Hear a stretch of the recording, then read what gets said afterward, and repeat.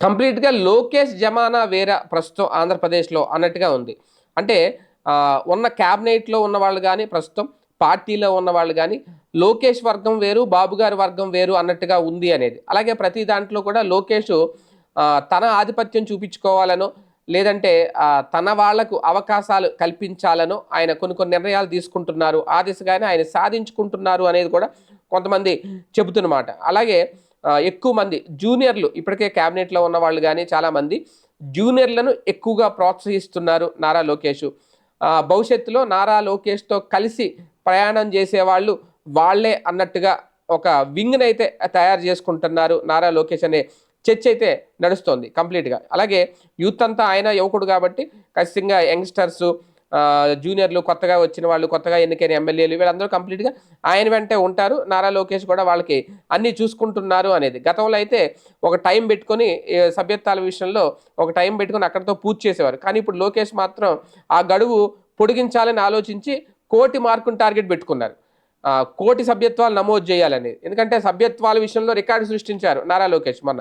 ఇప్పుడు దీని ద్వారానే ఈ సభ్యత్వాలు నమోదనేది జిల్లాల ఇన్ఛార్జీలకి, అక్కడ మంత్రులకి, ఎమ్మెల్యేలకి అప్పచెప్పిన నేపథ్యంలో వాళ్ళ పెర్ఫార్మెన్స్ ఏంటనేది కూడా నారా లోకేష్ గారికి అర్థమవుతుంది.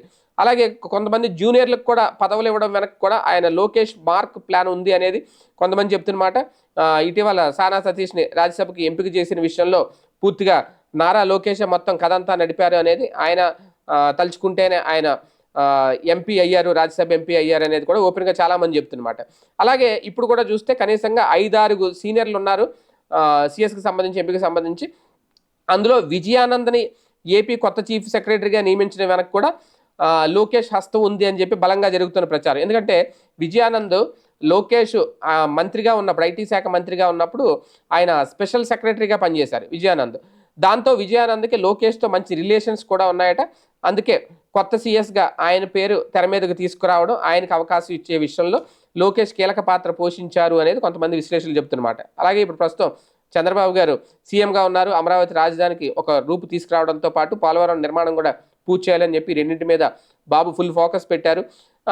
ఈ నేపథ్యంలో మిగిలిన విషయాలన్నీ నారా లోకేష్ చూసుకుంటున్నారు అనేది. వాటిని మానిటరింగ్ చేయడం వరకే, ఆ రెండింటిని మానిటరింగ్ చేయడం వరకే బాబు పరిమితం అయ్యారు గానీ, పరిపాలనకు సంబంధించి నిర్ణయాలు తీసుకునే విషయంలో గానీ, లేదంటే తల్లికి వందనం, సూపర్ 6 అమలు చేసే విషయంలో ఎప్పుడు చేయాలి, ఏంటి, ఇవన్నీ కంప్లీట్‌గా క్యాబినెట్‌లో కూడా చర్చించి డెసిషన్ తీసుకోవడంలో కూడా ఆయనే ముందుంటున్నారట. చంద్రబాబు నాయుడు గారు కూడా ఆయనకి ఫ్రీ హ్యాండ్ ఇస్తున్నారు నారా లోకేష్‌కి అనేది ఒక వినికిడి. అంటే రేపొద్దున 2029లో మరోసారి టీడీపీ అధికారంలోకి రావడం అనేది చాలా ఇంపార్టెంటు.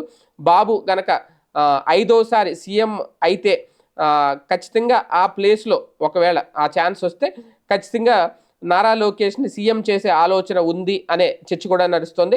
మొత్తానికి ఇప్పటి వరకు చూసుకుంటే గనక సీనియర్ ఆఫీసర్లు, ఐఏఎస్, ఐపీఎస్ ఆఫీసర్లు ఇలా టోటల్ అధికార యంత్రాంగం మొత్తం కూడా నారా లోకేష్ అధీనంలో, లేదంటే లోకేష్‌కి పూర్తిగా వాళ్ళ మీద అవగాహన ఉంది అంటున్నారు. సో కాబోయే లీడర్ గానో, లేదంటే కాబోయే సీఎం గానో ఎస్టాబ్లిష్ చేసుకునే విషయంలో ఇప్పటి నుంచే లోకేష్ పూర్తి కసరత్తు మొదలు పెట్టేశారా అంటే పరిస్థితులు చూస్తుంటే అవునని అనిపిస్తున్నాయి.